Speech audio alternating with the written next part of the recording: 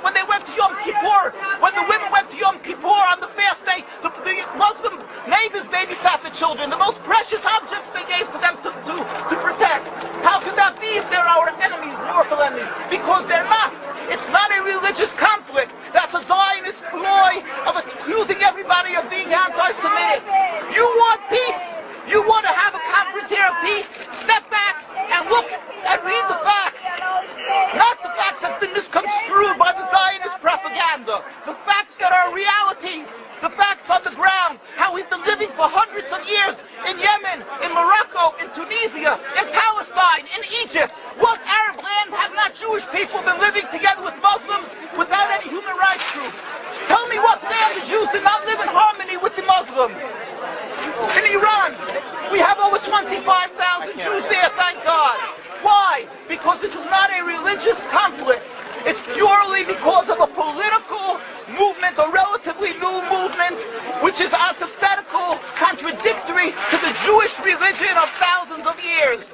Judaism is spirituality, a religion of compassion to emulate God.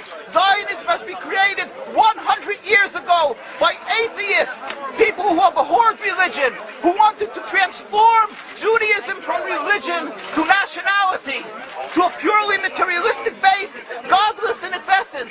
That is not Judaism, and they have no right to use the name of Israel. They've usurped our name, they've stolen our symbols, and they've stolen our identity. And they are causing death and destruction, year in and year out. For over 50 years, death and bloodshed has not stopped because of a pure ideological belief called Zionism. They sacrifice on their idol bodies, human beings, hearts, souls. They rent, they've destructed houses, they've destructed people's lives. What can we do about this? Let's step back and think.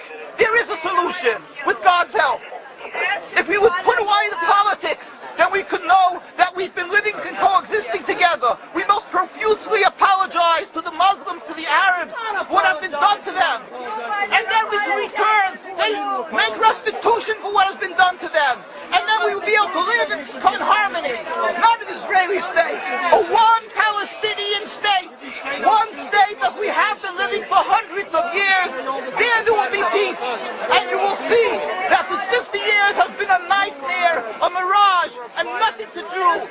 Pure fear-mongering, that's what Zionism does.